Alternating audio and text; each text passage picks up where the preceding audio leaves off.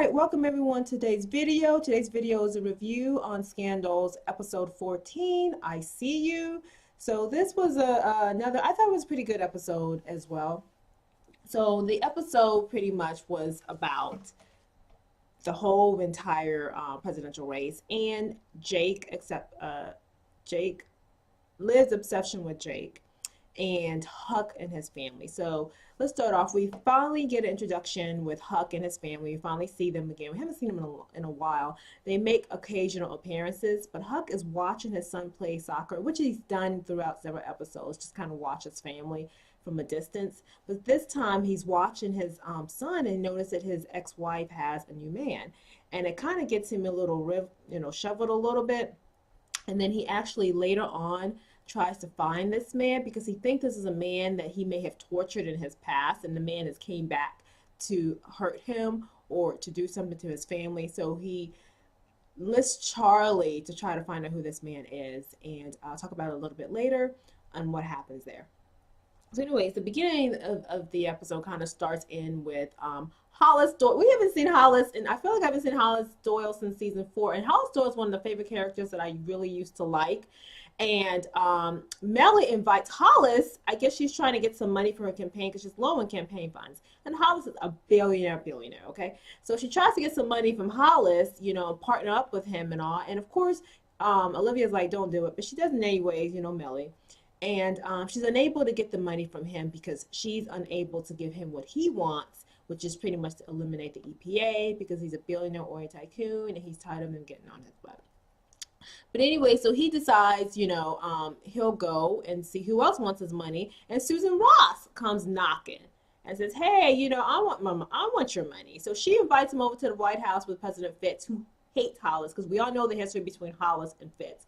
But, he goes over there, try to see if he can help Susan Ross, but Fitz is just angry at him, and he doesn't want him there, and he pretty much tells him to get out, and Susan is pissed off, because she's like, I need this man on my side, and I need his money, and who are you, President Fitz, to just pretty much end this? But anyways, Susan is hot with Fitz doing that. So there we go again, Hollis, trying to give away his millions of dollars, can't find anybody to give away his millions of dollars to.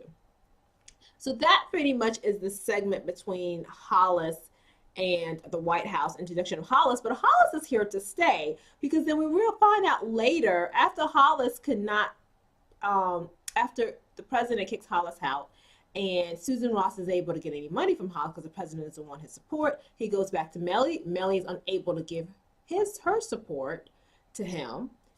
So he decides to run for president. So where have we heard this before? A billionaire guy decides to run for president. I think Scanal's taking another episode from real life right here. So yeah, so Hollis and reminded me of Trump pretty much. That's kind of I think where they're going with this. So anyways, Hollis is running for president and he announced he was running for president in his old school, something that Melly was going to do. So he took her idea. So that pretty much the story when it comes to Hollis. It's going to be so fun and interesting to see how this whole entire presidential campaign running is going to be. There's like 4 people in it right now, and that's going to be actually really fun to watch. Now let's go to Olivia. Olivia continues her obsession stalking and watching Jake.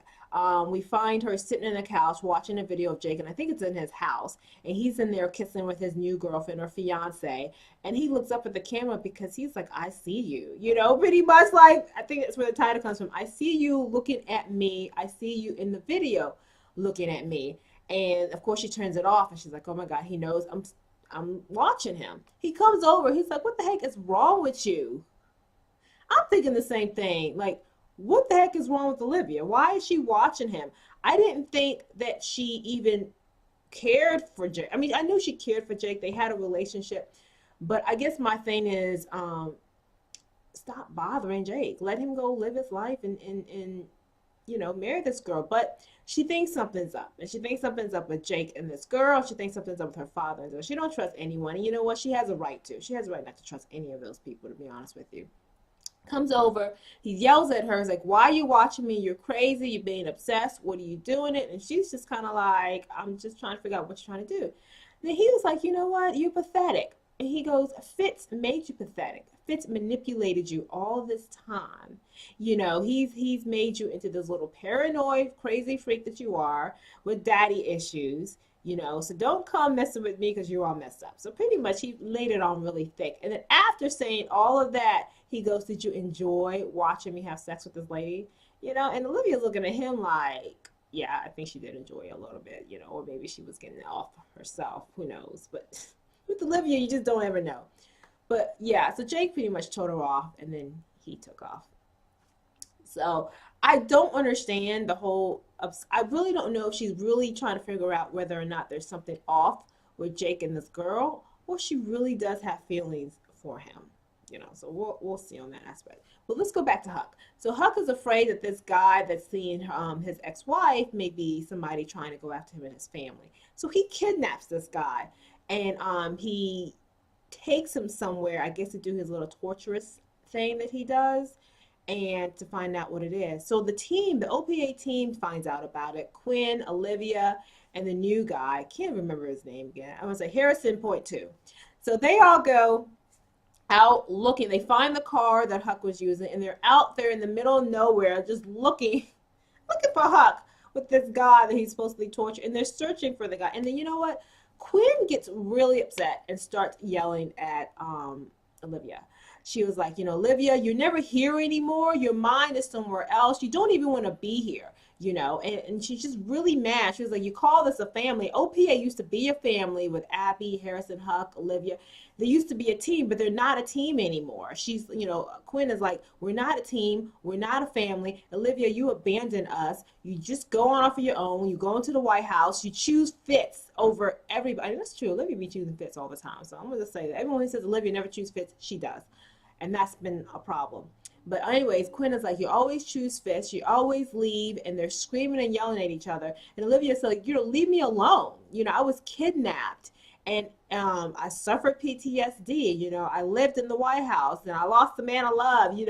I've been through so much. So leave me alone. And she's like, I have a right to be selfish. I deserve to be selfish.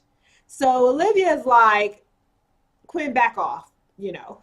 So while they're screaming and yelling at each other, Harrison 2.0 is like, listen, y'all, look, here's Huck. Huck comes out of the woods with the guy that he tortured and threw him on the ground and was like, I was wrong. He is not the guy that I thought he was. And everyone's looking. I'm thinking, oh my God, Huck just killed another guy because, Huck killing is so easy to him. Being part of B613, it's so easy. So anyways, he comes out. We later find out he didn't kill the guy, and he gave the guy some medicine that's going to make him forget the entire torturous episode. So that's a good thing. So I was just like, okay, great. But all of this just kind of shows where everyone's head is right now when it comes to OPA. They're completely in so many different wavelengths, the whole OPA team. No one's really on the same wavelength. And then we have Abby in the White House. Abby finds out that Cyrus is pretty much going behind the president's back to get Vargas to run for president. And she doesn't know what to do with information. Cyrus begs her to keep it secret, but she's like, she goes to Olivia and she's like, listen, I want to destroy Iris. I want Iris's job. I can use this. He's my bitch now, pretty much what she's saying. And Cyrus is like, please don't tell. And then, but Abby goes to Olivia, is like, listen, I need to take this advantage. And Olivia's telling Abby, you do this. You've taken off the white hat. There's no going back. You become monster like Cyrus. There's no going back. I thought Abby was going to be like, you know what, I'm just going to keep it to myself and leave it as it is. But, she doesn't. She goes to Fitz and she tells Fitz, she's like, Cyrus is running against you. You need to fire him. I want to be a chief of staff. I can be a better chief of staff, blah, blah, blah. Fitz like, okay, go fire Cyrus. And she goes in the office and she walks in like a boss and fires Cyrus and says, I have to take your badge. You need to get the heck out. Yay for Abby. Yeah, seriously, like, I never expected Abby to have the cojones to do what she did, but she did it, and she looked good, and she's going to be the new chief of staff, and she's going to be part of Fitz Inner Circle. So that is actually great for her. So, anyways, that was literally the entire story of Scandal in a nutshell, pretty much. Oh, but the one big thing is Susan and Fitz finally are kind of bridging a gap with each other. they are going to figure out a way to get Susan to win. I don't know if Susan's gonna win. I mean, seriously, though, when you got Susan, the billionaire, Melly, Vargas, that's a lot of people running and gunning for the White House. So we're going to see what happens. I'm more interested in what Fitz is going to do after he leaves the White House. So that's going to be an interesting aspect. So later on in the show, Harrison 2.0 is like talking to Quinn. Is like, y'all got to trust me. You got to tell me stuff. So he he wants answers and stuff, but so later in the show, Harrison 2.0 is sitting there with Quinn, and Olivia comes in and she's like, listen, the reason why I walk away, I go away, I leave, I breathe is because, Quinn, you are capable, you're responsible, you're smart. I mean, Quinn from season 1 to now she's a boss herself. She's really grown, she's really mature, and she runs OPA. Not Olivia. Quinn runs OPA. And Olivia's like, I see that in you. I trust you. You are literally my right-hand woman. And in a way, Olivia was saying, thank you for being there. And thank you for taking over where I can't, So that was really good to see. And while they're sitting there, Harrison 2.0 asked Quinn, hey, Quinn, have you ever killed anybody? And she was like, you know what, no more talking. I'm not going to tell you anything. So, Harrison 2.0 may not be long in there. He is just way too pure to be with that group of murderers and killers. Yeah, too pure.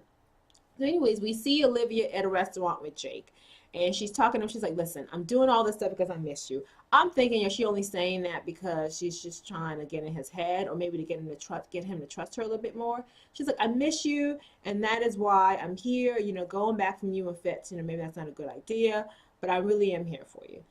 His fiance shows up, and, they come in and they're talking, and they look like they're about to have dinner, and his fiance drops a phone. And Jake mentions, oh, this is the second time you dropped your phone. You just keep breaking and cracking your phone. And immediately it got Olivia thinking about the first time she met Jake and how Jake dropped his phone when he first met her and then ran into her again, always being around her when he really shouldn't be around her. But Jake was just always there, and stuff. And then she was like, oh my gosh, there's something more to that. There's something, she's thinking to herself, I'm investigating the wrong person. She's like, Jake might actually be the good guy, and this girl might actually be the bad guy. So she leaves the restaurant and calls Quinn and is like, you know what, or Huck, and says, hey, listen, we need to keep an eye on Jake. Something is up, and she's right. So the blondie has got issues with her. And I'm thinking that Papa Pope hooked up the blondie with Jake because he's trying to get something, or he's trying to keep an eye on Jake. So that's where I think the story is going. Next week episode is going to be more about who's running for president, who's going to win the presidency, and more Jake spying. So we'll see how that goes. But that was it. That was episode 14. I See You. I'm not sure how many more episodes are left. Usually there's about 20 episodes a season, so there's probably like 6 more episodes left until the season finale. So thanks for watching. Please don't forget to like and subscribe. Until next week's episode, I'll see you. Thanks for watching. Bye.